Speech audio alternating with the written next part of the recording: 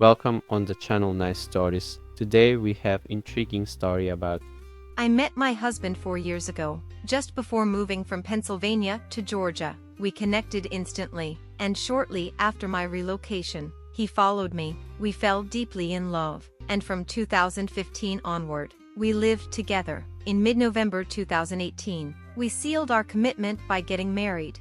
Our life together seemed perfect on the surface. However, today I discovered that virtually everything he had ever told me or demonstrated about his life was a complete fabrication. From specific medical issues to past and present jobs, from his education to family relationships, even to the claim that his first language was not English, he had lied about it all. Phone conversations he supposedly had, people he claimed to know, if you can think of it, he had deceived me about it.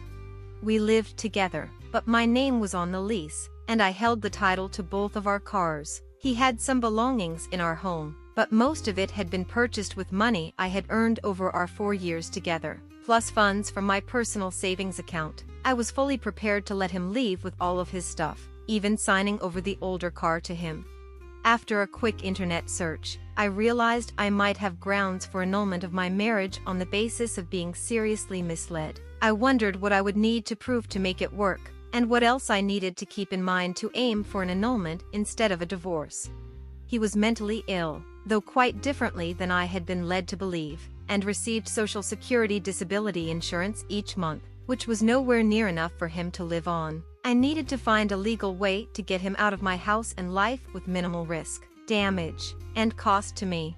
I also wondered if I should look for a divorce lawyer in this situation and how custody of our pets would work. We had 2 kittens we got in July, and I couldn't imagine separating them. I also couldn't imagine him being able to take care of them once we were separated, but I didn't know if that mattered legally.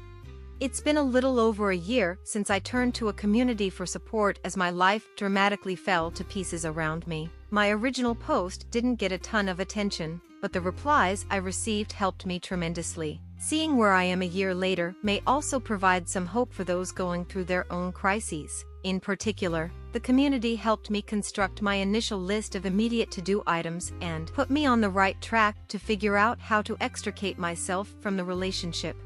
The day I first reached out was the day I found out that my then-husband had lied and fabricated most of what I knew about him. Other things I did that day included teaching a class to 200 undergraduates about 15 minutes after I found out for sure and kicking off a day-and-a-half-long job interview for the next stage in my career, a job which I somehow landed. What unfolded over the following 3 months can only be described as living through my own version of a Lifetime movie. At some point, I moved into an extended stay hotel. As time passed, I learned about the depths and breadth of the lies and deceit he'd used to both control me and get what he wanted, and the lengths he'd go to try and regain his grip on what he'd successfully manipulated his way through for about 4 years. What I know now, and what I'm kind of glad I didn't fully grasp then, was that I wasn't actually as safe with him as I thought I was. I'm thankful I managed to get out with only psychological, emotional, and financial burdens, and no physical trauma. About 2.5 months later, I successfully had my marriage annulled on the basis of fraudulent coercion to marry. I ended up doing the necessary research and filing the paperwork myself, which was not an easy task but was both cheaper and faster than it would have been if I had hired a lawyer. A few weeks after the annulment, I moved my belongings out of our apartment and relocated to a new city and my new job. Without him, but with the kittens. As of late June, I finally had him convinced that contacting me was pointless because he wasn't getting me back. And so I've been largely free to recover from the trauma and crisis mode I lived in for about 3 months. One of the things I've learned from all of this is how incredibly difficult it is to get out of a relationship in a situation like this. Besides the obvious difficulty of navigating the legal system and the associated costs, there's the cognitive dissonance of constantly trying to reconcile the person you thought you knew with the new information you've discovered about them. It truly took every life skill I had and tremendous support from my family and friends to get out in more or less one piece. Even now, the road to recovery and a return to thriving is a long one.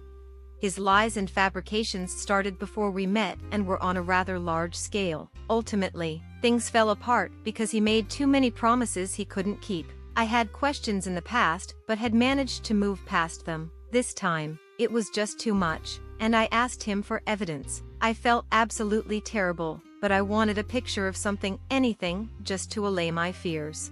He provided the picture, but there was a small element that didn't quite fit. Again, feeling like a terrible person, I did a reverse image search and discovered it wasn't his picture.